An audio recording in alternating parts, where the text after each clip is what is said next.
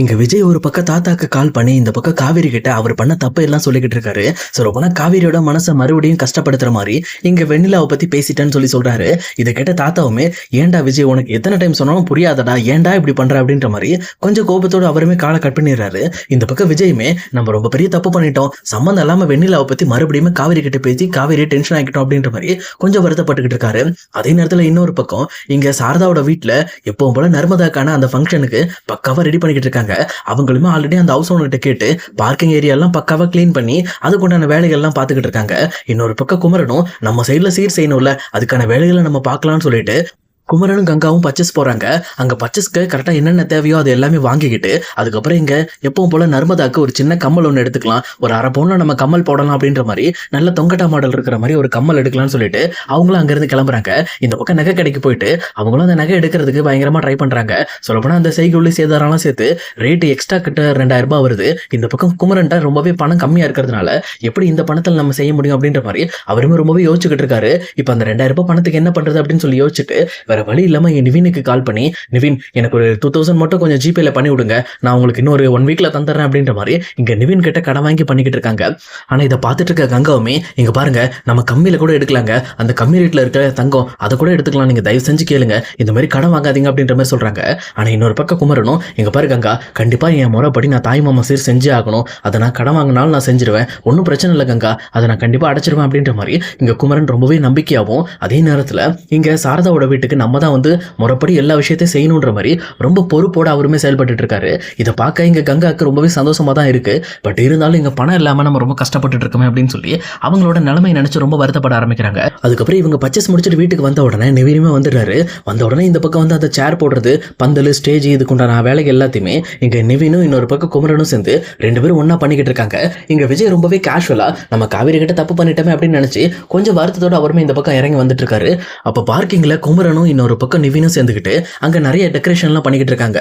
இதை பார்த்து விஜய் ரொம்ப கியூரியாசிட்டி ஆயிட்டு, என்ன இது, இவங்க 2 பேரும் இப்படி இங்க வந்து வேலை செஞ்சுட்டு இருக்காங்க, என்ன விசேஷமா இருக்கும் அப்படின்ற மாதிரி விஜய் ரொம்பவே டவுட் ஆகுறாங்க. ஆனா விஜயை பார்த்து நிவினுக்கு ரொம்பவே கோபம் வர ஆரம்பிக்குது. ஆனா அதை பெருசா காட்டிக்காம அவங்க எப்பவும் போல அவங்களுக்குள்ள வேலையை பார்த்துட்டு இருக்காங்க.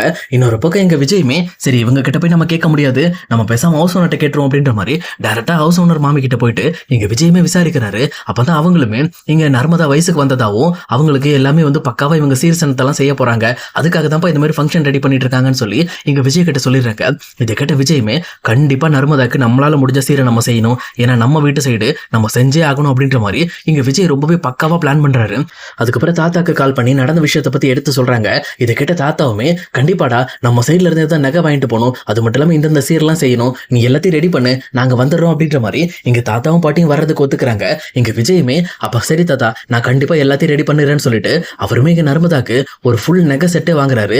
கிட்டத்தட்ட வந்து நெக்லஸ், செயின், கம்மல், மூக்குத்தி அப்படின்னு சொல்லிட்டு பக்கா செட்டு வாங்குறாரு. அதுவே கிட்டத்தட்ட 10 பவுனுக்கு மேல வரும் போல இருக்கு. அந்த பாக்ஸுமே அவர் ரெடி பண்ணி வச்சுக்கிறாரு. அது மட்டும் இல்லாம பழத்தட்டு, பூத்தட்டுன்னு சொல்லி மோளை வரைக்கும் ரெடி பண்ணி பக்காவா தாய் மாமன் சீர் செய்யறதுக்கு எல்லாமே ரெடி பண்ணிடுறாரு. இங்க நர்மதாவோட ஃபங்க்ஷனும் ஸ்டார்ட் ஆகுது. அதே நேரம் இன்னொரு பக்கம் விஜயுமே தன்னோட சீர்வரிசையோட தாத்தா பாட்டியோட டைரக்டா வீட்டுக்குள்ள நடந்து வராங்க. இதை பார்த்தோன்னே இந்த பக்கம் இங்க இருக்க எல்லாருமே அப்படி ஸ்டன் ஆகி போய் நின்றுட்டு இருக்காங்க. ஏன்னா இங்க இவ்வளவு பெரிய ஆரவாரத்தோட இப்படி இவங்க வந்துட்டு இருக்கிறத பார்த்துட்டு எல்லாருமே மிரண்டு போய் நின்றுட்டு இருக்காங்க. ஆனா இன்னொரு பக்கம் இங்க காவேரிக்கு ரொம்பவே சந்தோஷம். இந்த மாதிரி விஜய் நம்ம சைடா செய்ய வேண்டிய எல்லா முறையும் ரொம்பவே தெளிவா செஞ்சுக்கிட்டு இருக்காருன்னு சொல்லி சந்தோஷப்பட ஆரம்பிக்கிறாங்க. ஆனா இன்னொரு பக்கம் ஹவுஸ் ஓனருக்கு ரொம்பவே டவுட் ஆகுது. என்ன இது, பக்கத்து வீட்டு பொண்ணு வயசுக்கு வந்ததுக்கு இவன் சீர் செஞ்சுட்டு இருக்கான் அப்படின்ற மாதிரி கொஞ்சம் டவுட்டா யோசிக்க ஆரம்பிக்கிறாங்க. ஆனா அதே நேரத்துல இன்னொரு பக்கம் நிவினும் யமுனாவும் சேர்ந்துக்கிட்டு இங்க நர்மதாக்கு ஒரு நெக்லஸ் ஒன்று பரிசு கொடுக்குறாங்க. சொல்லப்போனா அவங்களும் சீரெல்லாம் செஞ்சு நெக்லஸ் கொடுக்குறாங்க. அதே நேரம் குமரனும் கம்மல் கொடுக்குறாங்க. ஆனா இந்த பக்கம் விஜய் கொண்டு வந்துட்டு இருக்க நகைகள் எல்லாம் பார்த்துட்டு எங்க வீட்டுல இருக்க எல்லாரும் பயங்கரமா ஸ்டன் ஆகி ஷாக் ஆகுறாங்க. அப்ப கரெக்டா எங்க தாத்தா பாட்டியுமே இங்க எப்பவும் போல சாரதாவை விசாரிச்சுட்டு அந்த ஃபங்க்ஷன்ல போய் உட்காடுறாங்க. அந்த பழத்தட்டு இதெல்லாம் அங்க வச்சதுக்கு அப்புறம் இங்க நகைத்தட்டையும் கொண்டு போய் டைரக்டா விஜயுமே நர்மதா பக்கத்துல வைக்கிறாங்க. ஆனா இங்க சாரதா இருந்துகிட்டு, தம்பி நீங்க இந்த மாதிரி பழம் இதெல்லாம் வாங்கி கொடுத்ததே போதும் தம்பி, இந்த மாதிரி நகைலாம் எங்களுக்கு வேண்டாம் அப்படின்ற மாதிரி சொல்றாங்க. ஆனா இன்னொரு பக்கம் எங்க விஜயுமே, இல்லத்த கண்டிப்பா இதை நீங்க வாங்கிட்டு தான் ஆகணும் அப்படின்ற மாதிரி இங்க எல்லாருமே வச்சு அத்தான்னு சொல்லி கூப்பிடுறாங்க. ஆனா இன்னொரு பக்கம் இங்க சாரதாவுமே இங்க விஜய் மறுபடியும் ஏத்துக்காத மாதிரி, இல்ல தம்பி எங்களுக்கு நகைலாம் வேண்டாம், நீங்க இந்த அளவுக்கு எங்களுக்கு அன்பு காட்டினது போதும், உங்க நகையை நீங்க எடுத்துக்கங்க அப்படின்ற மாதிரி இங்க விஜய் அவமானப்படுத்துற மாதிரி பேசிடுறாங்க. இங்க விஜய்க்குமே ரொம்ப கஷ்டமா போயிடுது. என்னடா இது, நம்ம சீர் செஞ்சுட்டு இருக்கோம், ஆனா அது எதையுமே பெருசா எடுத்துக்காம இப்படி பண்றாங்களே அப்படின்னு சொல்லி கொஞ்சம் கஷ்டப்பட ஆரம்பிக்கிறாங்க. ஆனா இப்படி சாரதா பேசுறதுக்கான முக்கியமான காரணமே இங்க யமுனா தான். சாரதா பக்கத்துல இருந்துகிட்டு பார்த்துக்கிட்டு இங்க பாருமா அவங்க நிறைய நகை வாங்கிட்டு வந்து அவங்களோட பணத்தை காட்டுவாங்க, அதுக்காக தான் மேலதாளெல்லாம் வச்சு உங்களால முடியாததை நாங்க பண்ணி காட்டுறோம்னு சொல்லி பணத்தமிரில் இப்படி பண்றாங்க அப்படின்னு சொல்லிட்டு இவங்க ஏத்தி விட்டுருப்பாங்க. அதை கிட்ட இங்க சாரதாவுமே ரொம்பவே டென்ஷன் ஆயிட்டு அதுக்காக தான் இந்த மாதிரி நகையெல்லாம் வேண்டாம் அப்படின்ற மாதிரி சொல்லியிருப்பாங்க. ஆனா இங்க விஜயுமே ரொம்ப வருத்தத்தோட அந்த நகையுமே எடுத்துக்கிறாரு. அதுக்கப்புறம் தாத்தா பாட்டி வந்திருக்கிறதுனால அந்த ஃபங்க்ஷனுக்கு எடுத்துடக்கூடாதுங்கிறதுக்காக அவரும் அமைதியா ஓரமா போய் உட்காந்துறாரு. ஆனா விஜய் கஷ்டப்பட்டாரு அப்படின்ற விஷயத்த இங்க காவேரியும் ரொம்பவே கஷ்டத்தோட புரிஞ்சுக்கிறாங்க. ஏன்னா விஜயோட முகத்துல அந்த ஒரு சிரிப்பே இல்லாம போயிடுச்சு. அதே நேரம் யமுனாவும் நிவின் இருந்துகிட்டு அந்த ஃபங்க்ஷனை அவங்க தான் எடுத்து நடத்துற மாதிரி பயங்கரமா பில்டப் பண்ணி ஒரு வழியா அங்க நர்மதாவோட ஃபங்க்ஷனையும் முடிக்கிறாங்க. ஆனா இன்னொரு பக்கம் தாத்தா பாட்டி கிளம்பினதுக்கு அப்புறம் இங்க விஜயுமே தன்னோட ரூம்ல போயிட்டு ரொம்பவே சேடோட உட்காந்து யோசிச்சுக்கிட்டு இருக்காரு. சொல்லப்போனா அவருக்கு நடந்த விஷயத்தை நினைச்சு ரொம்பவே கஷ்டமா இருக்கு. அதே நேரம் இன்னொரு பக்கம் இங்க சாரதா காவேரி நோட் பண்றாங்க. காவேரி கொஞ்சம் டென்ஷனோட இருக்கிறத பார்த்துட்டு காவேரி கிட்ட போயிட்டு உனக்கு என்னடி பிரச்சனை, ஏன் ஒரு மாதிரி மூஞ்சி தூக்கி வச்சிட்டு இருக்க அப்படின்ற மாதிரி கேட்கறாங்க. அப்ப காவேரியுமே இல்லம்மா நீ பண்ண விஷயம் சுத்தமா சரியில்லை, இன்னைக்கு நீ பண்ண விஷயம் எனக்கு ரொம்பவே கோபத்தை வர வச்சிருச்சு அப்படின்ற மாதிரி இங்க சாரதா மேல கோவப்பட ஆரம்பிக்கிறாங்க.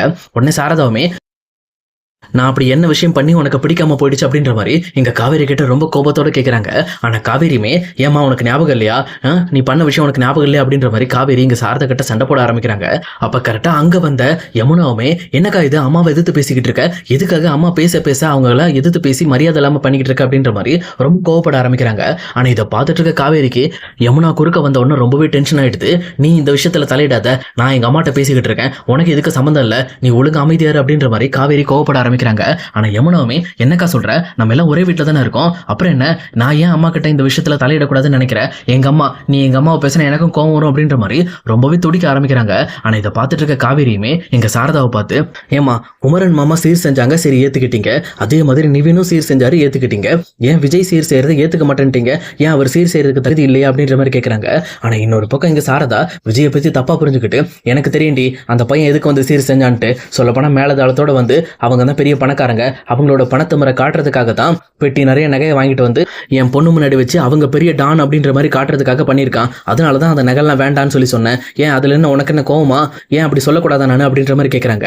ஆனா காவேரியுமே நீ பண்ண விஷயத்த நான் தப்புன்னு கண்டிப்பா சொல்லுவோமா, விஜய் பத்தி நீ இன்னுமே புரிஞ்சுக்காம இருக்க, அவர் ரொம்பவே நல்லவர், எந்த ஒரு காரணத்திலையும் அவரோட பணத்தை முறை காட்டணும்னு நினைக்க மாட்டாரு, அவர்கிட்ட பணம் இருக்குதான், பட் இருந்தாலும் நம்மளுக்காக இந்த மாதிரி ஒரு வாடகை வீட்டுல வந்து இருந்து இவ்வளவு கஷ்டப்பட்டுக்கிட்டு இருக்காரு, எதுக்காக தெரியுமா, எனக்காக மட்டும் கிடையாது, உன்னோட மனசையும் மாத்தி நம்ம மொத்த குடும்பத்தையும் மறுபடியும் அவங்க பழைய வீட்டுக்கு கூட்டிட்டு போகணுங்கிறதுக்காக தான், அவர் இன்னுமே நம்ம சொந்த வேணும்னு நினைக்கிறதுக்காக தான் இந்த இடத்துல வந்து இப்படி தவமா காத்துட்டு இருக்காரு. ஆனா நீங்க என்னன்னா அவரை புரிஞ்சுக்காம அவரை இன்னுமே கஷ்டப்படுத்திட்டு இருக்கீங்க.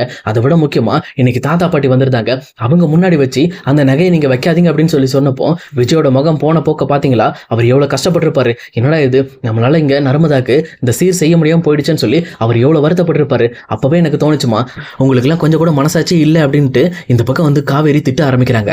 ஆனா இதை பார்த்துட்டு இருக்க சாரதாவுமே இங்க பாரு காவேரி, எனக்கு என்ன தோணுதோ அதான் செய்ய முடியும், என் பொண்ணுங்களுக்கு யாரும் இதெல்லாம் செஞ்சுதான் ஆகணும் அப்படின்ற எந்த ஒரு கட்டாயமும் கிடையாது, அவங்க கிட்ட இருந்து எந்த ஒரு உதவியும் எடுத்துக்கிற நிலைமையில நான் கிடையாது, நான் நல்லபடியா சம்பாரிச்சு என்னோட பொண்ணை நான் கரையேற்றுறதுக்கு நான் பாத்துக்கிறேன், நீங்க உங்க வேலையை பாருங்க அப்படின்ற மாதிரி இங்க சாரதா மறுபடியுமே காவேரி அவமானப்படுத்துற மாதிரி பேசிட்டு போயிடுறாங்க.